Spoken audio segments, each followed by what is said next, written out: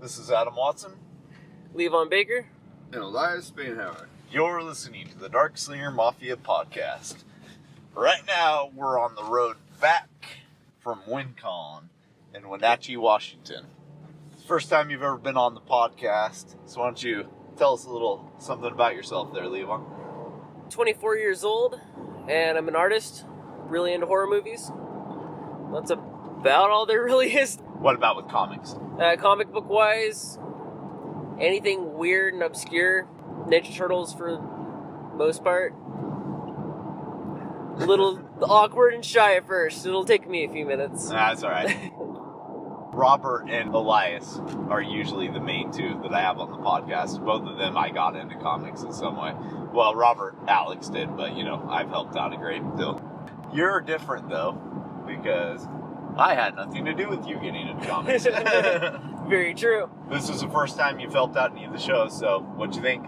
I thought it was a lot of fun. Took a little bit of getting used to being behind the booth, but I think I was pretty comfortable after the first 20 minutes. Yeah. The first time you guys went off and left me by myself, it was a little awkward, but I mean, as soon as people came up, I was totally fine. Right. Yeah, so this show was different than I've ever done because it was on a hockey rink.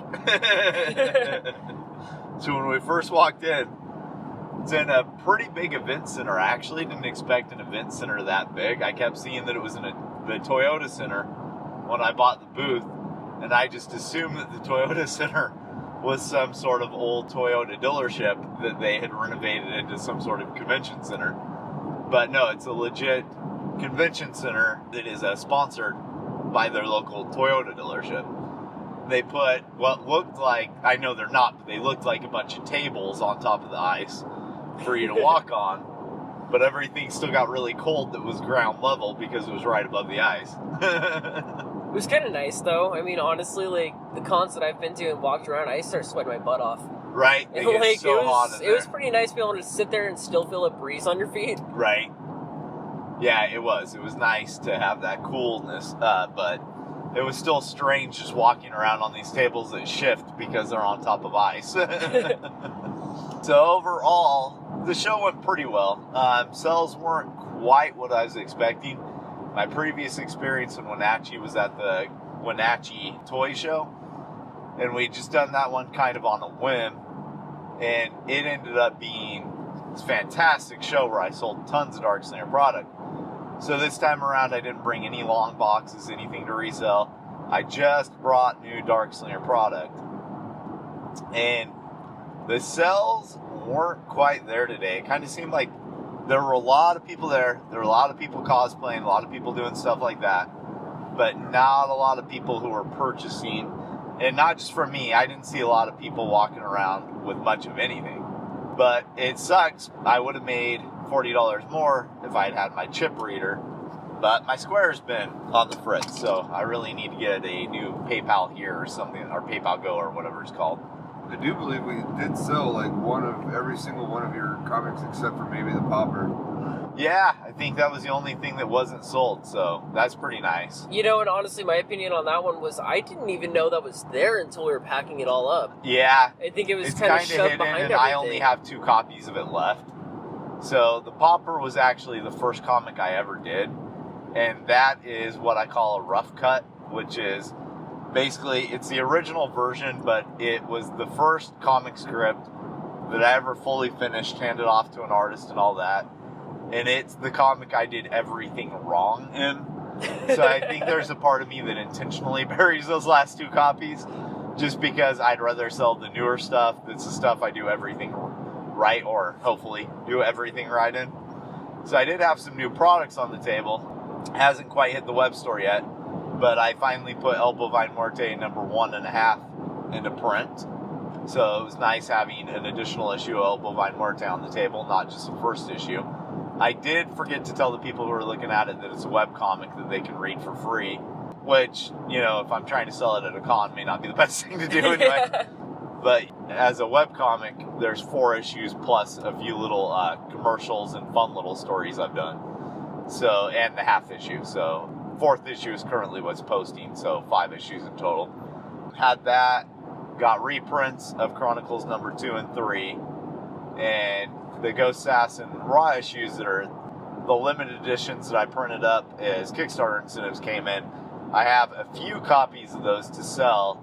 I may be putting them on the website. I'm not sure yet, but the good news is that the first bit of Kickstarter incentives have finally rolled in. So that's awesome news. I've been in a lot of communication this week with my offset printer, so it's not going to be long at all before Ghost Assassin issue number 1 is finally in stock. So, pretty excited about that. Met some new people, met some new comic creators. I was on a panel. You sat in on the panel. Tell me what your thoughts were on that. It was interesting, to say the least. I haven't really talked to a lot of creators before. Mm-hmm. So getting everyone's opinion on things was actually kind of cool. I think the most I've ever heard from anyone before was just the random crap that you hear from everyone. Like, oh, you know, just put your heart into it and stuff like that. Right, the cliche things to Yeah, say. like, I think that's the most I've ever gotten out of anyone I've talked to before. Aside from maybe the couple times that we've talked about it. Right. So it was kind of nice to get that input from additional people. Yeah. Get a little bit different perspectives. Yeah, and whether that input was really proper or not, I wouldn't be able to say. Right. I mean, I don't know enough about that kind of stuff yet. Mm-hmm. But it was definitely insightful. Well, I think everybody has something valid to say, even Right. if it's advice that ends up being something you don't want to take. Did I do a good job on the panel? I think you did a good job. Okay. I enjoyed hearing what you had to say. Even if I've heard it before, there was still things that I picked up from you that I haven't heard from you before. Uh-huh. So that was cool. Such as? Little bits and pieces about how you came about it. Mm-hmm. I honestly did not know that you had over 30 books that you've done in the past. Okay. When I was stating that, because it's not a panel that was just on me, Right. I didn't have time to elaborate fully on all of that. Okay. That's not 30 Darkslinger titles. I have worked on other people's books in other capacities. There have been a few books that I'm just the letterer on, that I was offered a quick payment type gig to do some lettering on a comic, so I went ahead and did it. There have been a few titles that I've done editing on. I did editing on Alan Bennett's Corpse Cop and Johnny Vega books, and Ben Kreger's Little Lincoln book. So I have credits to my name as both editor and letterer on things that I had nothing to do with the creation portions of. I think in total, Darkslinger wise, I think 24 to 25, something like that. Smokes. That's still more than I thought. Yeah, how many did you think? The Chronicle books. Okay, so there's 6 right there. The Mime. I am horrible at pronouncing that. El Bovine Muerte. Okay. Don't worry about it. No one can ever pronounce It's always it. like Le Mime. Like, I think that's all I've picked up off of that one. Le Mime is actually what a lot of people call it, so no worries there. Simple and easy. Right. Everyone kind of loves to hate him. Well, Right. I don't even hate him. It's just I love to love him. I think it's me that loves to hate him. But yeah, those in Ghost Assassin, that's all I actually we're knew about. So is there anything else you learned from the panel you wanted to talk about? Ooh. You know, honestly, I was kind of falling asleep. Not because it was boring. Right, but because we had been up for like 24 Yeah, hours for the lack at that of point. sleep, I was getting kind of dozy. Right. I feel like it was probably something I'd be able to talk about more had we done it directly afterwards. Yes, I mean, that makes total sense. yeah. I think my brain's just like totally farting out. Yeah. We've been on the road for quite a few hours at this point, and we were on the road for a lot of hours last night, so... Well, and a lot of times, like, when Adam starts talking about the panel and, like, questions and the people, like, you'll start, like, remembering parts. You're like, oh, yeah. I totally forgot. Yeah, that does happen. I think the biggest part for me is, like, I have been up for over 24 hours and only have slept for, like, what, maybe 45 minutes in the back seat. Something like that. Yeah, I don't know. it I was kept dozing too, pretty so I can't rough, say yeah. how long it was. Still in the, like, half-dazed, half-awake state. Right. Yeah, back around 2010, 2011, this was wholly common to do these massive sort of road trips to do cons. So I'm a little bit used to it, but I'm also a little out of practice at it. I'm enjoying it so far. Like, I think the furthest I've ever gone for a convention was Portland. Oh, yeah? And that's really not that far. I mean, I can ride the bus for that, so... The farthest I have gone is San Jose, California. And that is also the most money I've ever lost at a con. Ooh. So, yeah, it holds a record for being the worst convention I've ever done. It was the Big Wow Comic-Con.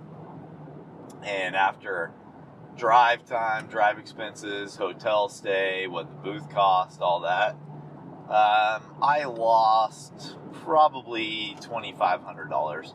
Holy That crap. whole thing, yeah.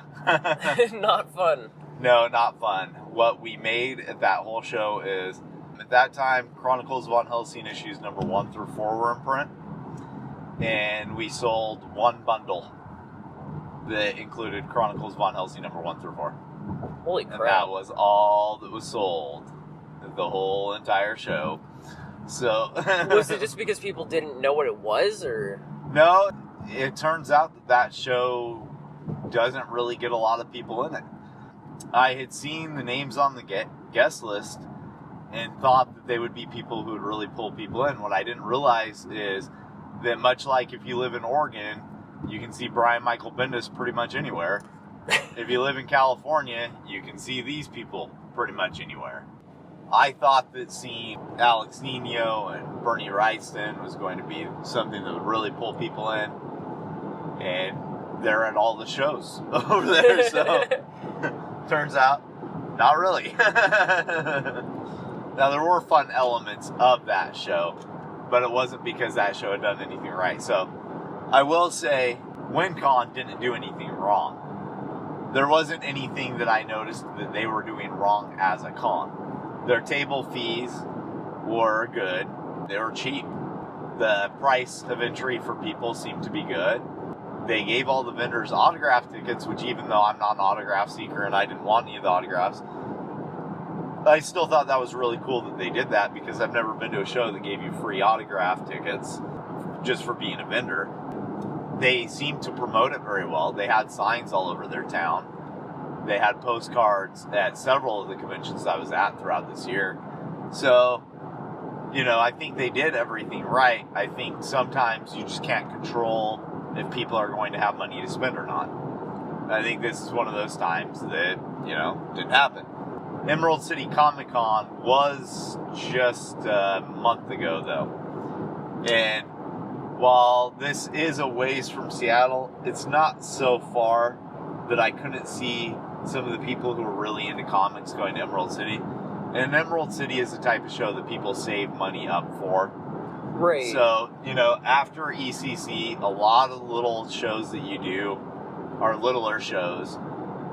People aren't going to have money at. It's just kind of yeah, they're just kind of burnt out on it. Yeah, I'm kind of burnt out on it. So, you know, it sucks, but at the end of the day, I didn't lose that much. I think I gained some new fans. And like Olias said, we sold one of every comic with the exception of the Popper that I have in stock. And so that was pretty cool. So, yeah, we didn't move that many Who Will Save the Worlds, considering how many people were looking at it.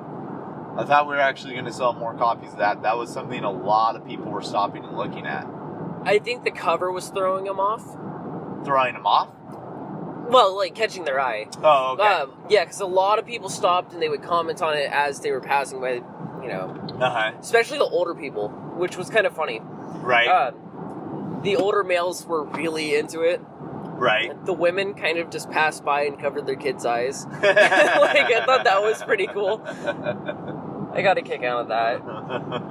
It's like, it really isn't that graphic. No, the cover's not. Some of the internal monologue in that issue is, though. Yeah.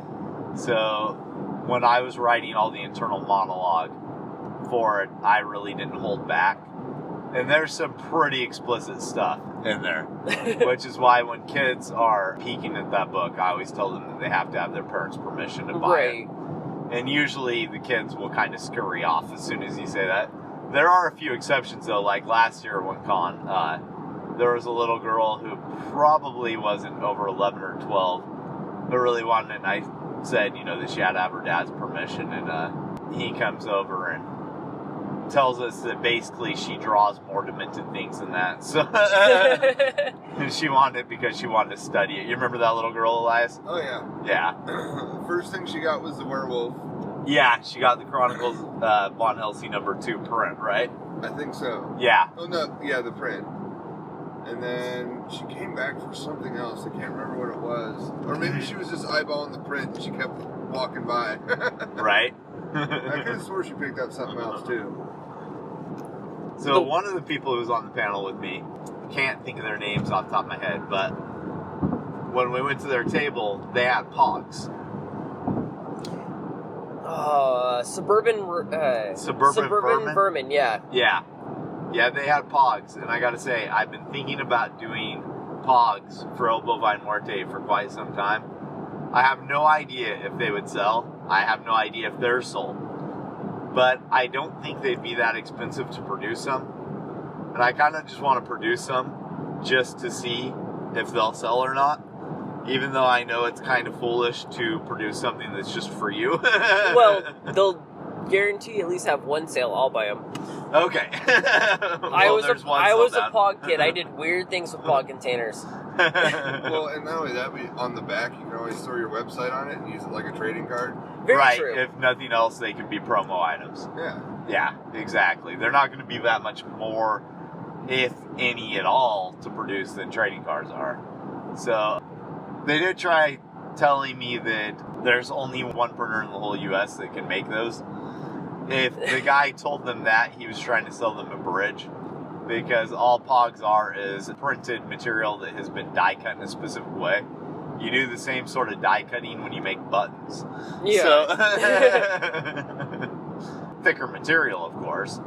I know that's not true. I know I have printers that I regularly communicate with that could do something like that for me. And would probably love to, because they'd probably remember them and probably want to set themselves. Exactly. It would be cool if you can get all the characters, like even some of the zombies like that are on the buttons. Uh-huh. Like I like the Pog idea. Oh, so you're talking about doing like the whole Darkslinger universeism? Yeah. So you got your Lamime ones, you got your El Bovine Muerte, got little Sally ones, and maybe even give the teddy bear his own. Mr. Muffkins? Mr. Muffkins, yeah. And that could be a pretty cool promotional thing. Like, certain issue comes out, have a couple Pogs with it. Right. Just random ones that you would only be able to get through the comic instead of as, a set if you were to buy it at the con or something like that. Right. Well, I thought about using them as a Kickstarter incentive. At some point this year, one of my Kickstarters will most likely be for something related to El Bovine Muerte. So, doing Pogs for EBM makes a lot of sense. I don't know why I couldn't do that as an incentive, and I think people on Kickstarter may like that. You never know. They might just think it's stupid, but... Nostalgia always plays an effect on it, too, so... Right, exactly. And people my age remember Pogs. Sounds like people your age remember Pogs, so... Well, and heck, even after a while, if they don't sell well, we could just grab some like, not button making material, but just like the little pins, just glue it to the back of them. Yeah, or maybe very true. Magnets. Yeah, Magnets there's all would kinds work of things too. we could do with them. They'd be super simple to transform into magnets, actually. Right? Yeah, all that would be really easy to They'd make do. really good fridge magnets. I kind of got a kick out of, what were they, like? They weren't Pogs, they're the plastic round The discs. slammers. Yeah, the slammers. Uh-huh. That he, literally just bought them off eBay, Yeah. peeled the stickers off, and then replaced them with their band stickers. Yes. I thought that was pretty great as well. At the moment, I haven't confirmed for any new shows. So the next shows that I am for sure confirmed for are Rustorama in July, and then the Hillsborough Authors Day Don't forget about on that. September 22nd. When's that coast show?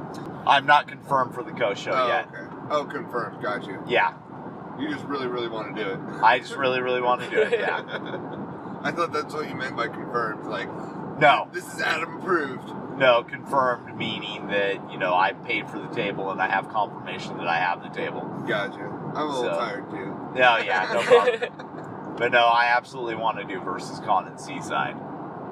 It's $200, so, you know, I just kind of need to wait and budget it out and see if they still have a table by the time I budget it out fully. Not that $200 is a huge sum, but, you know, I just paid for a massive amount of printing and so on and so forth. It definitely wasn't like the toy show at all. It was a lot bigger, but I don't know, it just had a different feel to it. It seemed more like a bigger con than like It did. ours was, or the first one we went to, which was a toy show, but it also had that dealer feel to it, like Right. Squatch does. And one of the benefits of dealer shows is that people show up looking to spend money on comics. In the case of that show, also toys. But, you know, there's no cosplay, traditionally those types of things. No panels to tear No people away from panels tables. to tear them away from. And for the most part, no indie press creators. Yeah. So when you do have something that you're selling that you've created, you're not really battling it out with anybody except for maybe a dealer who's flipping some old stuff, you know? Yeah. Which most of the time, you know, I take long boxes to flip. So that's not really something I battle on either. Right. So the benefit of those shows is you can pretty much count on everybody coming to Frankenstein with a unified reason to bring money because they're looking to buy comics that day. Yeah. The same goes for Sasquatch, Fantasticon, and the Wenatchee Toy Show. It doesn't hold true for shows like this, for Rose City, for, you know, things of that nature, for Emerald City Comic Con. Because you never know what they're actually there for. Right. And it's just a fact that if somebody spent like 6 months working on their costume and hundreds upon hundreds of dollars, they probably don't have any money to spend Right. after Very ticket true. and all that kind of stuff. Because tickets to most of those shows are hella expensive. But also at those shows, you know, the bigger the guests, the more expensive the autographs are going to get. You know, if you go to Rose City this year and you want to get Matt Mardigan's signature, it's probably going to cost a good $150 to get an autograph by Val Kilmer. And after you spent the $75 or whatever it is, well, no, it was $30 last year, wasn't it? $75 for the weekend. So you spend $150 on the autograph, $30 on the ticket. You know, you're at $180. A lot of people may not have a budget that's a lot higher than that. Well, especially if you throw in the cosplay on top of that, man. If they're doing cosplay, yeah, yeah. if they are, yeah. Yeah, Yep, that's a lot of money already devoted to other things. right? You know, and I kind of feel like this one was very family friendly, It was. almost to the point where it was like, hey, you know, we're doing a show in town. Let's just take the kids for the weekend just to do something. Right. Which there's absolutely nothing wrong with that. Mm-hmm. But that was one of the things that I noticed as far as, like you were saying, not a lot of people were buying things. Right. There was a couple kids that would walk around that had, like, a single book that Right. they would pick up. Like, I saw one kid with, like, a single Donald Duck comic. Uh-huh. And it was like, okay, so one kid went through the boxes and picked something up. The rest are just walking around with their parents in costumes just to see what's going on. Right. Yeah. That's pretty common at shows like these, really and truly, that are kind of out in the middle of nowhere type areas. Not saying Wenatchee's total middle of nowhere area, but it is to us. Yeah. So it's really common that you get people showing up just to see what this event is that's being held in this area, especially if it's their area. And the thought of making sure that you have money to spend at something like that isn't really something that's always going to be thought of Yeah. when that's the case. But different shows just bring in different type of crowds. And it's like with the Hillsborough Library show, you know, this was a totally free show for us to do. Free food. Free food, they fed us the whole time we were there. It's a 2-day show, and people were just wandering in because they'd taken their kids there to check out books and just wanted to see what it was all about, right? You would think, okay, that's a recipe for people not having any money to spend, right? Right. And yet, we walked away with more cash in hand after that show than any other show that I've done in the last 2 years. That's crazy. It is. And it was all just straight Darkslingers, no long boxes. Correct. It's just Darkslinger stuff. And one of the crazy things is how many glasses I sold to that show. Yeah. because the Chronicles von Helsing pint glass and the Who Will Save the World shot glass both went like crazy at that show. We sold through, 3 cases of those? Something like that? I think so, yeah, because I remember we had to bring a bunch, because I was only there one day. Right, Robert was there the first day. And I had moved a case when Robert was there. But yeah, we sold at least another case, yeah. Right? If not 2. Holy crap. Yeah, I actually think a big key for guys like me moving forward, though, that are doing independent comics, is getting in as tight as possible with libraries. They're always looking for events, things to do, and you can pull off a small library con in any town.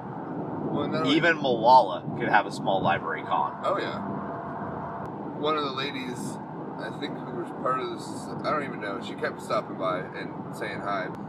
She asked if there was any kid-friendly, and I said, oh, but my merch is pretty kid-friendly. I mean... It has smoking in it. Oh, yeah. I forgot. But, I mean... But if she flipped through it, she'd know that. Yeah.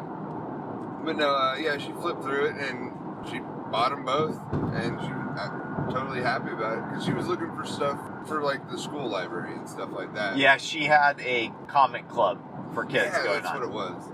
Yeah. So, yeah, so she got those, and it's just like, yeah, I totally agree with the whole library thing.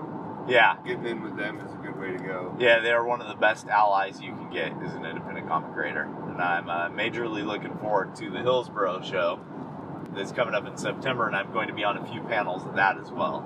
That'll be pretty cool. I finally saw a Monster Hunter cosplay. Woo! All right, why don't you talk about that? Obviously we don't go to shows that have a whole lot of cosplays. Most of the time we're doing the dealer shows and stuff. So. Right, that's primarily what you've done with me. Yeah. So seeing all the cosplay, it is kind of nice to be like, oh, what character is that? Or right, like the little tiny boy that was Billy the puppet. That was really cool. I really do hope he has not seen the Saw movies. Yeah, but no, he looked. But he was adorable. Yeah, that was really awesome. But no, I finally saw a Monster Hunter cosplay, and he had a great sword. I think like a foot taller than me, which I'm 5'11", so it was a huge sword. And a little top heavy, but for the most part, and his whole costume looked great. Even had the Monster Hunter World little cage thing for your scout flies.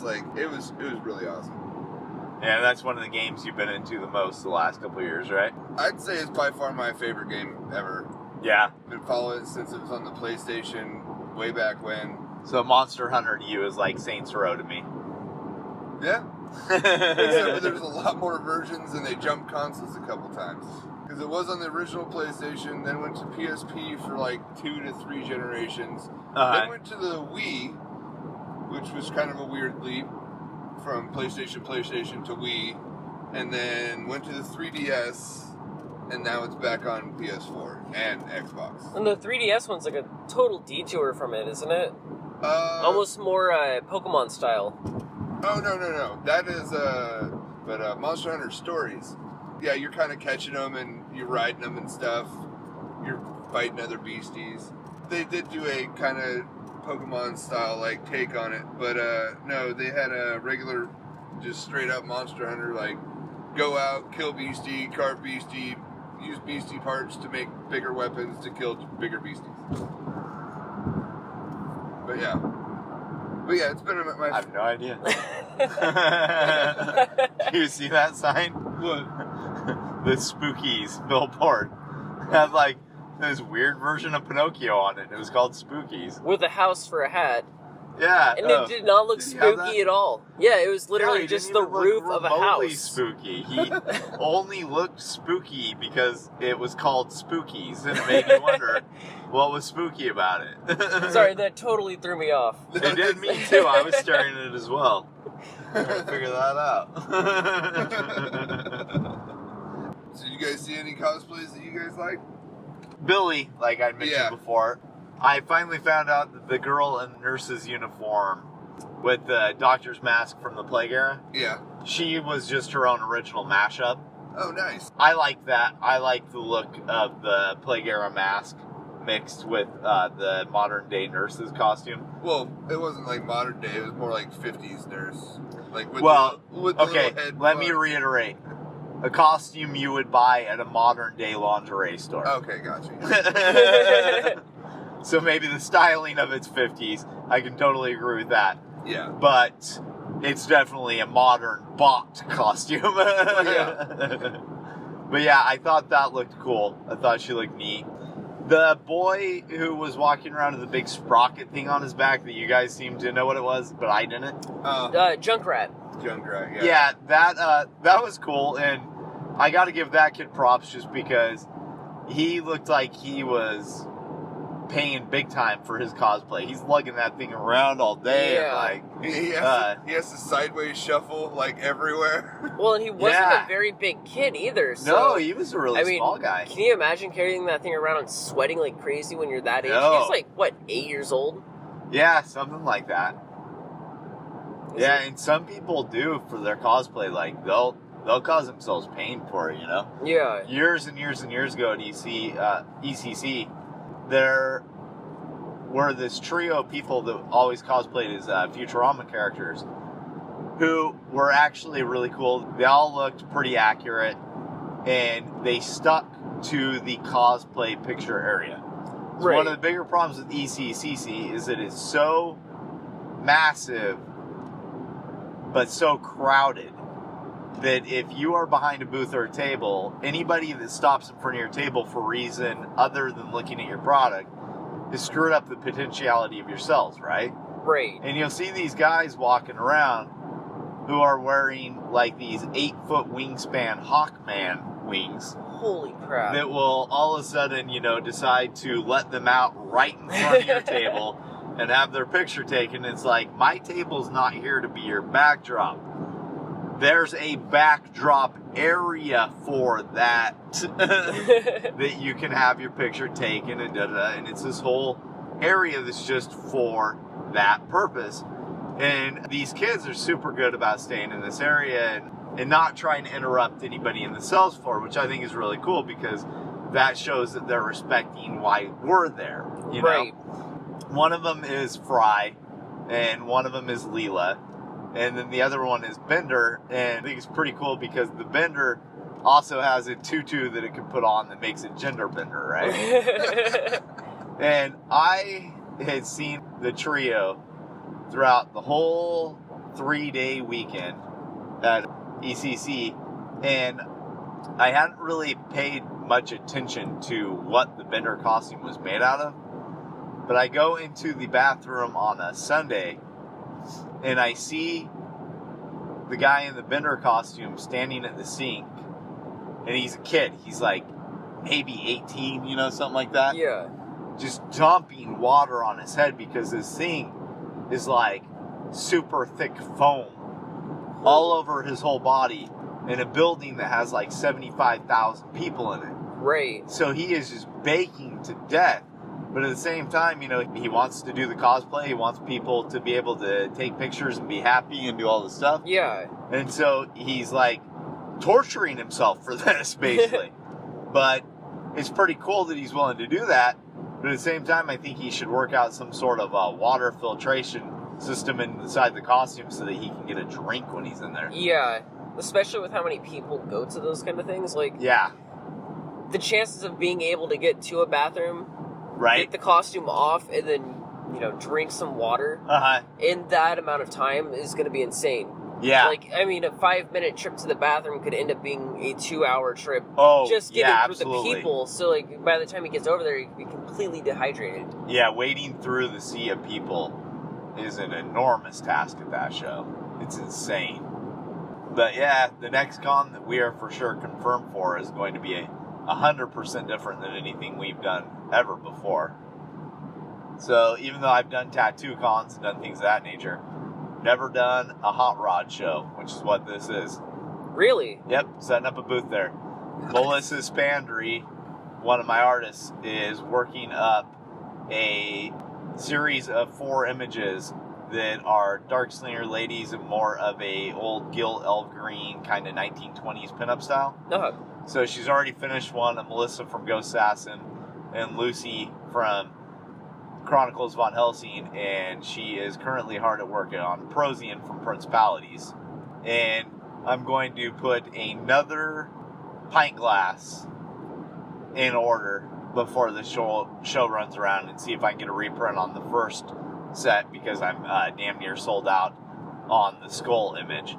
I'm going to shear up that and bring in some new wood prints, metal prints, things like that. Things that I think will go over really well at a car show. But yeah, pretty excited to be trying something I've never tried before. That's definitely something that I wouldn't have pictured selling comics at, but... I try to sell comics at places that no one pictures selling them at. Yeah. And last year, Floyd, who Olias has met quite a few times at conventions, kept telling us that we need to do this show, and it's a great show, and he sets up there, and, you know, he makes a bunch of money. He thought that I would do really well there because of the type of stuff I sell. You know, it's appealing to people who are in the type of culture that these guys are in, because, you know, these are probably guys, judging by the pictures, because, you know, they all dress in like a 50s greaser style and, you know, right. pinup style and stuff like that. It's a car club, you know. They are probably into horror stuff and things of that nature, you know. Yeah. So there's no reason to think my stuff wouldn't go over well there. But if it doesn't, the cost to have the booth is really minimal, and it's only in Salem. Yeah. So that's not bad. If I end up losing out on money, honestly, the price of the booth is about what I would expect to pay for a couple of people to go to a car show and look around at cars all day anyhow. Yeah. So it's really negligible, because if it ends up being horrible idea sales-wise and all that, I'll just walk around and look at cars and bikes. Big deal. Hey, and you won't have any competition. Nope. I mean, the only other creator I know that'll be there is Floyd, and they'll probably, for the most part, be doing caricatures and things like that at the show. I asked that I be placed by him, so hopefully I can be. Floyd and I work well off one another, so hopefully we'll have that. But some of the best shows I've ever had for a convention have actually been in antique shows, tattoo conventions, horror shows. I do super well at horror shows. So I think going off the beaten path is absolutely necessary. And, you know, when you go to Comic-Cons, you are competing against literally every other comic publisher there is. Right. But those publishers are never at these things, and it's to their detriment, because they need to be seen at every other place, because they're competing with every other comic publisher there is. And there are a lot of us small press guys. So I'm a big fan of moving comics beyond just comic shops and comic cons and Comixology or whatever app you already have to be in comics to download is, you know. Absolutely. So I like the idea of putting my comics places that they can be found. This is a great one. So I got some questions about the pinups. Okay. So are they going to be like the girls on the cars?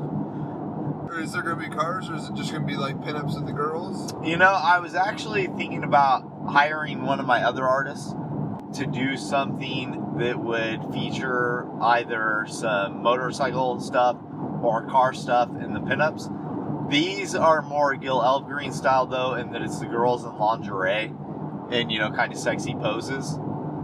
So that's what the 4-piece set is that Melissa's doing. I'm currently debating on whether or not I should make the fourth one a gender swap to lay mine, by the way.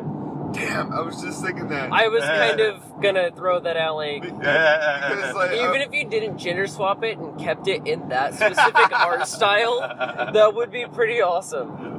So what I was thinking is if they were like posing on cars like pinup girls and stuff, that it would be hilarious if you had like some sort of like rat fink looking cheese car and like mimes just like sprawled out on it. It would just be so awesome. I'm sure, you know, something like that could be worked out. So, the important thing to just keep in mind is that if I do something like that, I have to make something that's not just going to sell at this show. That is something I'm going to be able to sell at horror shows, that I'm going to be able to sell at Comic Cons, you know, things like that. Oh, yeah. And the pieces that she's making, you know, I'm positive will be able to sell well at horror shows. Oh, yeah. You know, it's a ghost in lingerie and a vampire in lingerie and a fallen angel in lingerie. You know, that's going to go over well at CryptCon. I know that. Oh, yeah. So, but it's also a part of my effort to mess around with the type of prints we do, because I've done a ton of prints over the years, but most of them have been prints based off of the covers I have. I wanted to do some actual prints that started out life as a print and weren't ever anything else. And then worked out different ways that I could do that print. This is going to look cooler printed on metal. This is going to look cooler printed on wood. There's all kinds of things I can do these days with the advent of new printer technology. I am not stuck just printing on paper. So why not try out these new things, you know? Oh, yeah. I think the metal ones are going to turn out really cool. Yeah. Like, just from the way that you described it. I actually have a printing of Ghost Assassin issue number 2 cover on metal. Really? And it looks fantastic. Absolutely. It looks great. You'll have to show me It does that. not show up hardly at all in picture. When you see a picture of it, you're just like, oh, okay, it's just cover of Ghost Assassin number 2. But when you see it and you actually hold it in your hands and you move it in the light, yeah, it looks astounding in metal. Now that I have a test of that, one of my printers actually just sent it to me just to show me what they can do. I'm going to be printing a larger run of that and selling that at some shows this year as well. Nice. But yeah, I'm going to continue to look for some new shows and things of that nature. So, are there any particular shows you two are wanting to go to, since you're both now in rotation? Whoa, definitely CryptCon Okay, CryptCon sold out this year, next year. so I'll be looking at 2019 for that. And you need 2 helpers, so... I need 2 helpers. Yeah. You know what? I might be, if I can get away with it, I might buy 2 booths at CryptCon. Huh? That could be cool. With how much product I am now getting, it makes a lot of sense to have 2 booths. And if I'm going up there, I'm getting a hotel stay and all that, you know? Right. And I know what to expect from my souls at CryptCon. I have a fan base at CryptCon. I have a very, very loving, loyal fan base at CryptCon at that.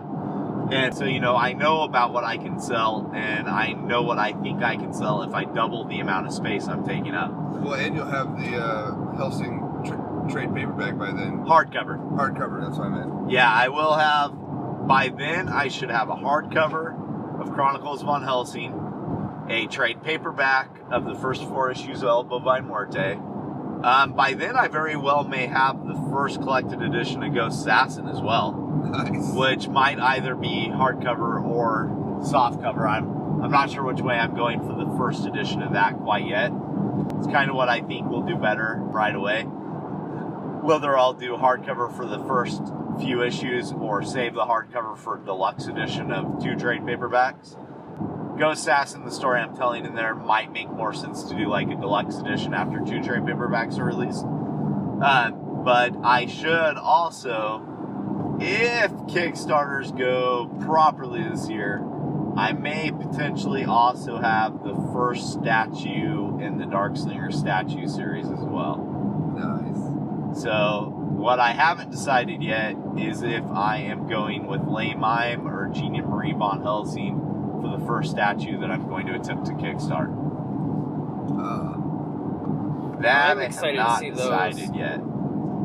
Well, anytime you're at my house, just ask and I'll show them to you. Yeah, that would be awesome. What I will probably do actually is snap a bunch of Instagram photos and see which one people get more excited about right off the get-go. There you go. That's kind of a good way to gauge. You know, there are, of course, both statues I really, really want to get into production. But I want to do several things like that, you know. Time's an enemy. So, so yeah. Sounds like you both really super bad want to go to CryptCon. Oh, yeah. Anything else? Honestly, I am up for any of them. Okay. Like, I fair love enough. this kind of stuff. I had a blast today. I'm really glad to hear that. Yeah, no, I was really surprised, like, that I was able to stay awake. But there was just enough going on that it was keeping me occupied and interested the entire time. right. I usually have that going on. I did take about, a 10 to 20 minute nap in my chair today. But that was needed because I had to go do the panel. And if I didn't get at least the 20-minute sleep, then I was going to be completely useless in that panel, and we all know it. Funny story about not getting naps before you leave and drive and do all that stuff, though. The last time I did Emerald City Comic Con, which I think, or no, it was the second to last time. I think this was in 2012. We get up really early in the morning. We drive in. We check into our hotel. We carry all the stuff in. We get all set up. We do all that, right? Right. And we go back to the hotel room, get some food, then look at the time, and it's like, oh, I have just enough time to shower and head back over there, right? So I shower, head back over there. I'm going, and I'm going on like 48 hours of no sleep, and I am exhausted. So I go wandering off to find something caffeinated, and like an hour later, Kate walks into a panel room that was showing some sort of movie and had the lights off, and finds me sleeping in there in the back. So I'd seen that they had the lights off in this panel room, and just walked in, fell into the chair, and just collapsed into it. And I don't regret that. So, yeah, what about you, Olias? Any cons that you're really looking forward to? Pretty much any and all like normal. All right. I mean, obviously, if my schedule permits, but... Right, of course. Well, we should have some more convention announcements coming up later on this week.